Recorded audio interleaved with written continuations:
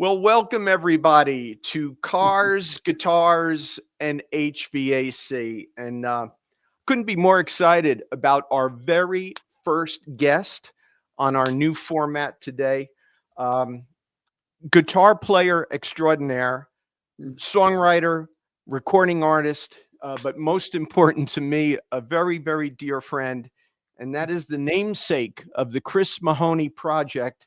And that is Mr. Chris Mahoney. Chris, say hi to everybody. Hello, everyone. It's a pleasure to be with you. It's so good to see you, Jerry, and be here under these very cool circumstances. And the first time, how did I not know that? That's so cool. This is the first episode of this new format, Chris. So I could not ask for a better guest. I can't thank you enough for spending the time. And thank you enough, my friend. Yeah, just to tell the audience, we've been trying to do this, I think, for probably a year or more at this point. Yeah. And your schedule, my schedule, and then we had some technical problems recently. We even had some technical problems with this just now, but I think we've conquered it, and we move on. Well, Chris, pivoted, man. So the new format is Cars, Guitars, and HVAC. So we're talking guitars for sure with you. And well, that's good because I don't know a thing about the other two. So, right. Well, you know about cars. You're a car guy. A little bit. So I always like to start with our guests at the start, so to speak. Please share with our audience, Chris, a little bit about your musical background, your first instrument, any formal training. Please kind of fill us in as far as your early musical journey. Okay. Well, I was supposed that the first experience I had as a musician with an instrument was, the desk at school, banging away on that thing for a while. So I eventually got some drumsticks, and my brother was a drummer as well. So there was a drum set in the house, and that was my first exposure to the world of music, and started playing drums and played in the school band and so forth, and all throughout, my schooling, until such time as I discovered the guitar in of all places, a Christmas catalog. While looking for Christmas gifts, I figured, well, I'm a drummer now. I may as well ask for drumsticks or something cool like that, And then I saw an electric guitar in there, and that forever changed my life. And just I knew that I had to have one, and couldn't wait to get my hands on one. And it took a long time to get a hold of one, but eventually I did, and I haven't looked back since. And do you have formal training, or are you self-taught? Well, I've had, tons of lessons. So formal meaning like in a typical classroom environment. Right. Only little bit in high school, no college or anything like that. The traditional classroom environment was not really, not really the thing for me. It didn't really work for me. But I had lots and lots of training from people that were quite formally educated, like there was my composition teacher was from the Manhattan College of Music, and I studied with him for a while. Music theory teacher had a master's in music, and she was very instrumental in my fascination with music theory and the concepts there. And countless guitar lessons from countless teachers, and still to this day, even always continuing my education, so to speak.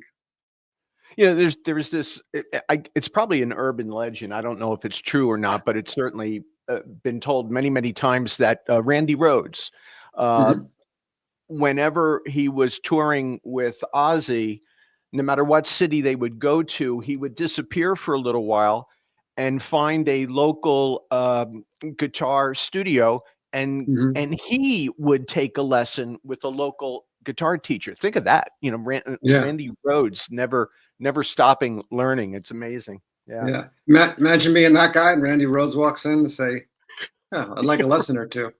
That'd be something. Well, I would imagine a fair amount of people maybe didn't know who he was at the time. Yeah, Think that's about it, true. Yeah, in his, yeah, yeah, interesting enough. it's true. So that gives us some basic background of the early years of your Mhm. musical development. Tell us, kind of what got you to the point where you're at now, Chris. Kind of fill in the gaps a little bit. Oh boy, that's a tough one. Uh, let's see.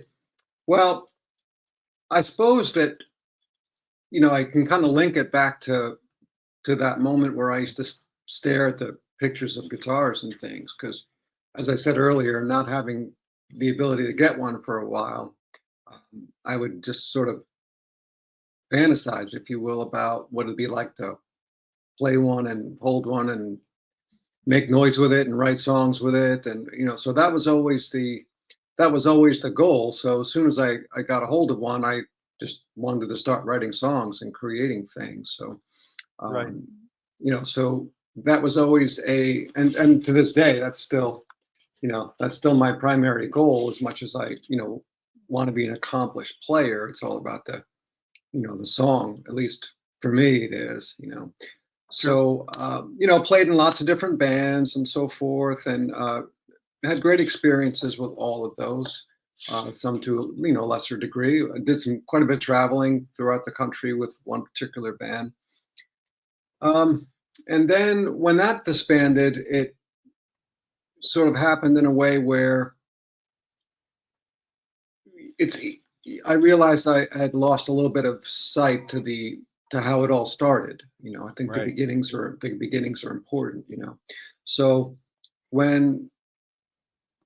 when you're shooting for something that's not really where your heart's at, eventually you're going to get steered back, right? So Sure. when it came down to just like I said, when that band ended, it was pretty apparent that I hadn't really written anything for myself, just for the sake of doing it, for just the sheer love of holding the guitar and creating something with it. So when Right. I actually started to do that, that's where the Rebirth record came from, because that was such a renewal for me that I just started doing it in the same way that I had started it, which was just to do my thing and hope for the very best. But I had never really turned that into something. So I wrote a song, wrote a second song, wrote a third song. I recorded those three songs, and the guys that I were working with were very encouraging that you should make a whole record with this stuff. Yeah. And they're like, "Hey, you have the material, right?" And I'm like, "Yeah, but I didn't at all." I'm like, "Sure, let's do it." Right. So I quickly started writing songs for that record, which became the Rebirth record, and that was a monumental moment for me to hold that thing in my hand, knowing that I had written all those songs, you know, by myself, and uh, through my own resources had turned these musical visions and experiences and emotions into these pieces of music that would outlive me, and I could hold them in my hand. Yeah, very cool. Very cool. I want to go back to something you mentioned earlier, and that is that you started as a drummer.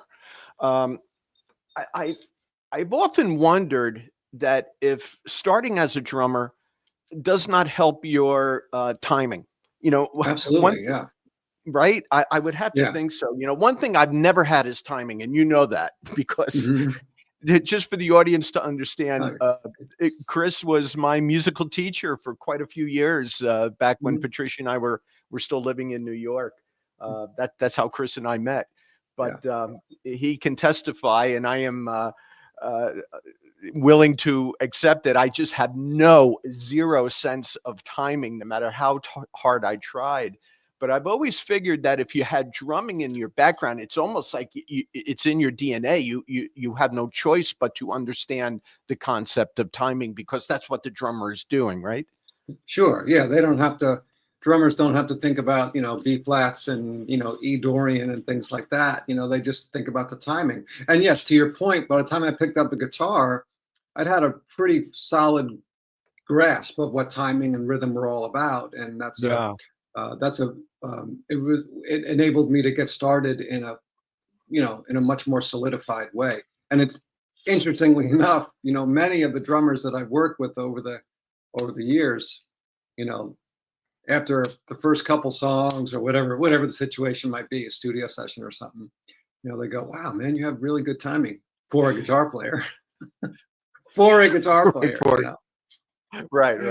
That caveat, yeah, yeah, absolutely. But it's a tremendous help in my writing my songs and stuff, because very often they start that way, and I tend to program a lot of my drum parts and so forth, and before they become a real drummer that I do the records with and stuff. So it's very helpful on that level, that I can, that I enjoy programming them and writing the parts, and the songs become like a full composition, with the rhythmic thing being a huge element of that to me. Sure. I don't want to get into your latest album, which is Numbers, just yet. We will get there, but I will just say this, because we're on the subject of drumming. I know in the past, oftentimes you have done your own drumming. You essentially have played virtually every instrument in some previous recordings. So again, pretty amazing that you're capable of putting together the entire musical composition just by yourself. It's not too many people can say that. Yeah, I appreciate it. Well, it's really just by default, like if I want to record want to record a bass track at 2:00 in the morning and I'm the only one here, guess what? Absolutely. I better sharpen my bass chops, So. Right. No doubt about it. Hey, Chris, I know you're a humble guy, but I'm going to ask you to share some of the notable names that you have played with or opened for in your career. I'm looking at your website. I'm looking at some big names here, but please share with the audience, some of the highlights of your career, the people that you've played with or opened for. Well, yeah, I've opened for Al Di Meola, famous jazz guitar player, fusion guy. Yeah. Steve Vai. I played with Blue Oyster Cult and Stryper. I was invited to play with Yngwie Malmsteen and Eric Johnson, and in fact, I even almost, unfortunately, didn't ever happen. But we were almost to the point where I did a date with Joe Satriani, which would have been pretty cool. Wow. But never materialized. But it was close enough that it, I can say that it was an almost. Yeah. But yeah, I've opened for a lot of those guys, and it's a tremendous honor to share the stage with them. And yeah, very cool. Yeah, it's always cool. I mean, I think that's kind of comes with the territory that being a sort of a niche thing. Being a guitar instrumental guy. They guitar players. Birds of a feather, right? They kind of stick together. So. Sure. I see Richie Kotzen and Billy Sheehan, which I think is 2/3 of the Winery Dogs, right? Am yes, I right? That's right. Yeah. Yeah. I failed to mention that one. Yeah, I opened for the Winery Dogs. They were incredible, and that was cool. Richie Kotzen is a frighteningly good guitar player. Jeez. Yeah. Man, he can play, that guy. I see Government Mule on there. Anyway, you've got quite a list of notables, to say the least, that you've worked with and/or opened for. So very, very cool. Chris, under the moniker, under the name of the Chris Mahoney Project, how many CDs, albums, recordings have you put out over the years? Well, 3 full-length records under the Chris Mahoney Project, which is Rebirth is my first record. Appearance was the second record, and the third one, the Numbers record. And I've been part of a number of compilations as well, that a record label called Bohemian Productions. They continually actually putting those out. They're the Guitar Master series, they're called. Yeah.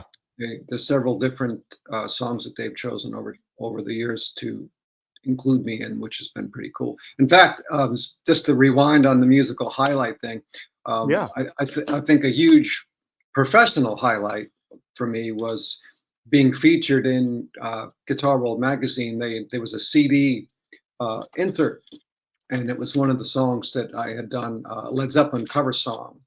But Ah, that was a cool moment to walk into a Barnes and Noble and see that Guitar World magazine on that shelf and take it down and see that CD in there. That was a very, very, very cool moment for me.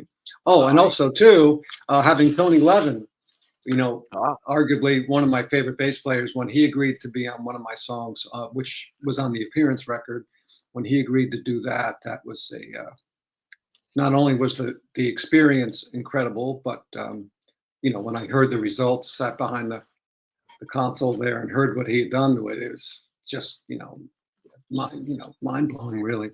you see, this is what I love about doing this program, Chris. I always think I know so much about my guest, and then something like this comes up. I did not know that you've worked with Tony Levin, and I am a huge Peter Gabriel fan. Yeah, you and me He both. has Yeah, he has been Peter's bassist forever yeah, since he yeah, went solo.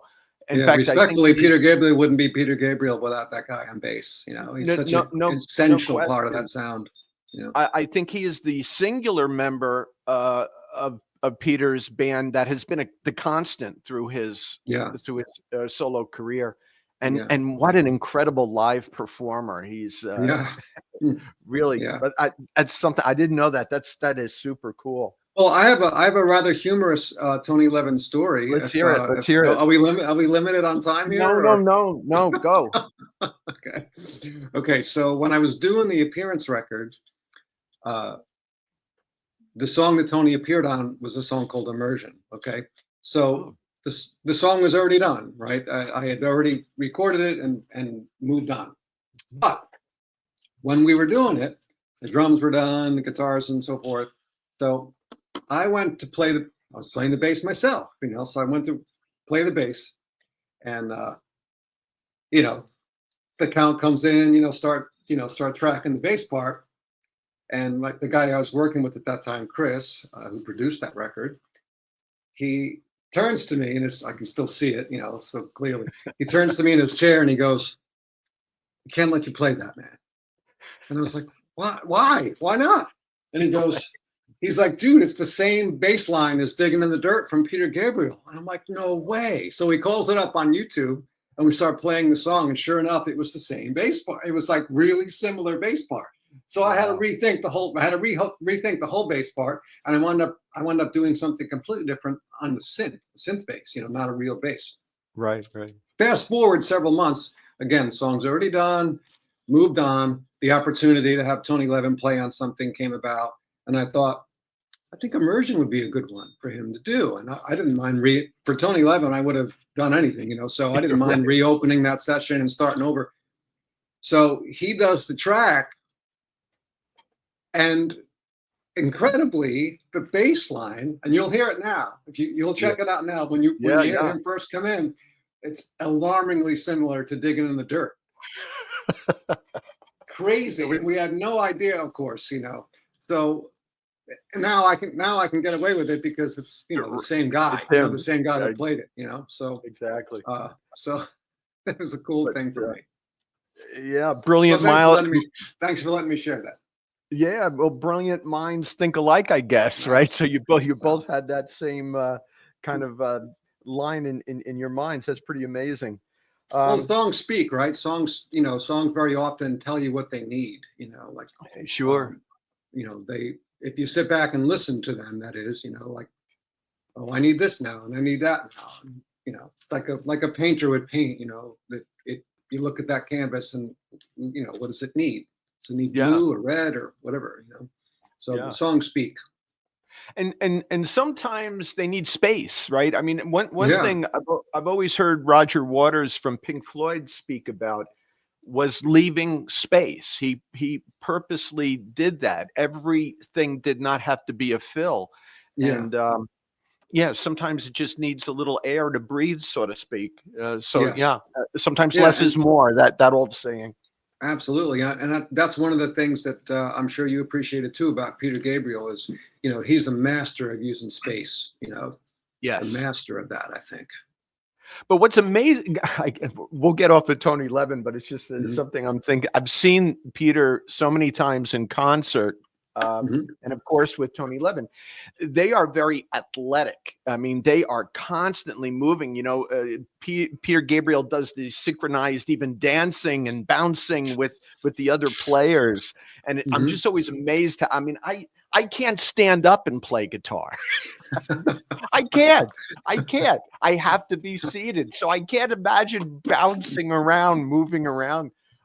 It's just amazing to me. But they are literally acrobatic as they are playing. It's amazing to me. Yeah. So, Chris, I want to get to your new release with Deco Entertainment, Mhm, mhm. and that is the new album Numbers, which I Yeah. have here. I have it right there for everybody to Oh, see. cool. I Cool. love that I have the vinyl. I have to be honest with you, Chris. This is the first piece of vinyl that I've purchased in decades. I'd have to think. I couldn't even think of the Oh, last piece of vinyl. oh. But what I love about vinyl is the liner notes. You've got beautiful liner notes in there, and Mhm, more beautiful artwork of you. So I just have to say, first of all, it's packaged beautifully. Whoever, if it's all you, or if you worked with people at Deco as far as the packaging, outstanding. Absolutely. thank you. What I think is unfortunately a lost art with vinyl, right? Mhm. When I'm quite a bit older than you, but with 8-track and cassette, there were no liner notes. Right, right. They were completely lost. When we got to CDs, there was the little inner booklet, and that was cool, but artwork still, instead of with the CD, you had something this size. There's just something about this. Yeah, When I was a kid, oftentimes, for better or for worse, the album cover would be what got me to buy it, even if I'd never sure. heard of the band before. Yeah, And yeah. and I think that's been lost on generations now, unfortunately. But let I'm going to stop talking, and I want you to start talking about Numbers. Tell us how, first of all, the relationship with Deco Entertainment, how that came to be, and how this beautiful release came to be. Please. Sure. Well, thank you. And I worked really hard on the packaging, and if I may, it might be a little detailed here, but I'm inclined to share based on what you just said Yeah. that I think part of my obsession with vinyl happened while I was mastering the appearance record. Um, Mastering is like the most boring part of the most boring part of making a record, and I found Yeah. that out for the first time when I did that. But nonetheless, the mastering engineer had worked with I think it was Sterling Sound or something, or one of the major vinyl replication houses back in the day. And with vinyl coming back in this big way, to be honest, I didn't really fully understand why that was really happening. It would be the equivalent of bringing back like old TVs or something, Yeah. like it just seemed really strange to me. CDs sound great. Why are people? Is anyone legitimately interested in vinyl? I didn't really understand. Right. Through talking with him while we were mastering my record, I became really intrigued by the whole process, from the way that they went about doing it, and it seemed so like organic to me. There was this plate, and you're cutting things into it, and the music is literally injected into that, and I just thought it was really neat. Fast forwarding, a good buddy of mine and I were went to Starbucks for coffee, Yeah. and I was telling him about this experience of mastering, and he was talking about vinyl, and my friend Rich has a tremendous vinyl collection, which I didn't know at that time. So he starts telling me about his vinyl collection. Unbeknownst to me and him, the guy behind the counter that was working at Starbucks overhears this conversation, and he says to my friend Rich, he says, "Oh man, you remember back in the day when a record would come out? It was like an event." Yeah. And Rich is like, "Yeah, I remember buying this." And I'm like, "So here's these two strangers that don't know each other at all, speaking about this combined passion, and I'm just witnessing this, and Yeah. I got a Yeah. notebook. I got a notebook right here. So let me kind of show you what happened. So I'm just standing back witnessing, and the guy behind the counter says to my friend Rich, he said, "Oh, when I bought Led Zeppelin something or other," he said, Right. "I went home after school and I did this." And he Yeah. opened, like Yeah. he just opens it, and that visual right there of him doing this was so Yeah. powerful to me, and that is why almost in that moment I thought my next record I'm putting out on vinyl. And Yeah. Beautiful. therein lies why I went through such great lengths about the for the artwork, and because to your point, I think that should give you, the outside should give you an indication of what's on the inside, right? No And doubt. further the liner notes and so forth. So here's what I did. Like I went, I gathered up, like I've got a bunch of old Glenn Campbell and Neil Diamond records from my parents, and Yeah. I started pulling the sleeve out and noticing a lot of very personal writing, and I thought, Yeah. what a strange thing. But by the same token, if you think about back then, that was the only way that an artist had to communicate with their fan base. Exactly. Yeah. So, and that's why I shared some personal notes and so forth on the inside, because I just thought it, to your point before, like a lost art. I just thought it was such a cool thing, like I'm buying this record, I'm opening up, I'm reading it, and here's a note from the artist to me, and Yeah. I No, just think that that's so cool, so it, that's why I it, did it. it is. It is cool. And, again, when I was a kid, I would read the liner notes back to front and over again. And that's why to this day, I could like tell you the name of the drummer in REO Speedwagon. Okay, It's what's his name? useless. Alan Gratzer was the original. Yeah. You thought you'd get me. But yeah, useless information for the most part, but I love it. That's I cool. love that. Yeah, very, very cool to say the Well, least. I think these people worked, these, well, all of us, we work really hard on the music, right? And I think, you know, music should be a noun, like it's a thing, it's a person, and it's a place, sometimes. And I think, when you work so hard to create something, it should be a thing that you can hold in your hand, I think. And you should be able to look at it and touch it. It should be tactile, I think. And not to discredit the power that Spotify and things, when that you can stream music through the air. I think it's the equivalent, I think, of FaceTiming with your parents, Yeah, or sitting on the sofa with each of them to your left and the right, when the ability to be with them and touch them. yeah, So you want to, it's, the FaceTime is cool, but it's not the same, right? not the So same. Yeah, mm, no question about it. But I do want to add that in the LP was this little card, which is yeah. essentially a smaller version of the artwork Hmm. on the cover. I'm going to just cover this because I want people to buy it, not to steal it. But on the back there is a QR code where it can be downloaded in a digital form. So if you buy the vinyl, you have the opportunity to download it digitally.